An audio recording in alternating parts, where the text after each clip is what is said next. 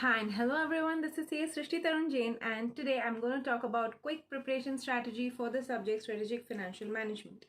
Now again, as I mentioned in the last video, that this is for my friends who have not started the subject at all till now. Probably there is a small portion of you who are in that category. This is also for people who are in the middle of their preparation, and this is also for people who have completed their preparation as well. So you can revise in this order. Now when I've always told you that you should prepare strategically for any subject, especially in CA, right? So starting with the SFM, now I wouldn't recommend you to start with bigger topics like the Indian capital markets or the foreign exchange or capital budgeting, but you will have to break these chapters a little bit. Okay, so you can start off with the smaller chapters to just give yourself a confidence factor, which is the FDI chapter and the MMO chapters. So these two are very small and you can finish it in no time, but even though these chapters have lesser questions, they have a lot of concept involved in that. So I would request you to finish the chapters and then keep revising them, once in 2-3 days, just the concepts as to, like say for example, like what is real cash flow, what is the nominal cash flow, and how do you use the exchange factor, the exchange rates when you're given a certain percentage of inflation, right? So such thing. That's a very small example of what I've given you. All right. Post that, I would recommend you to start off with capital budgeting little by little, because it has a lot of portions. So whichever bigger chapter you start off with, make sure you divide them into portions which are homogeneous. Like say for example, the sensitivity calculations, all of those questions can be like one group. There can be one group where it's just about the NPV, etc. Okay, so break the bigger chapters into groups and then do group by group. Don't do chapter by chapter in that case.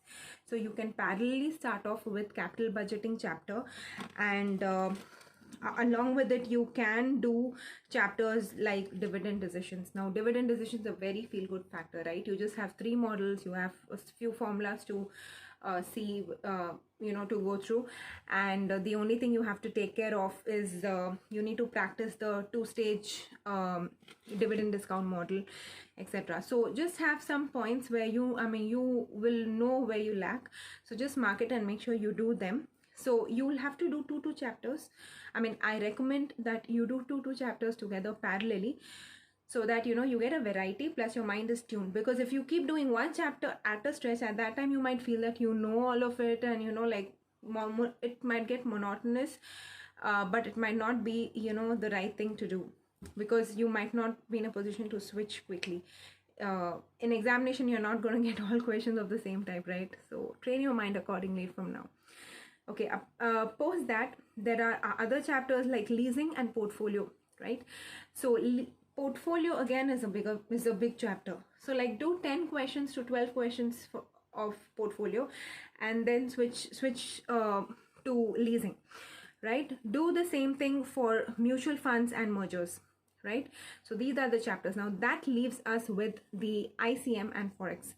Now ICM and Forex, I did a very selective study when it came to ICM. I just went through few concepts. Now I do not tell that is the best way to do, but with the time I had, that's what I did. But again, there are a lot of concepts involved, but in SFM paper, unlike the FR paper, theory is equally important. Now you get a lot of theory. You get at least like 14 to 16 marks of theory in SFM as well, at least in my attempts. That's what I got.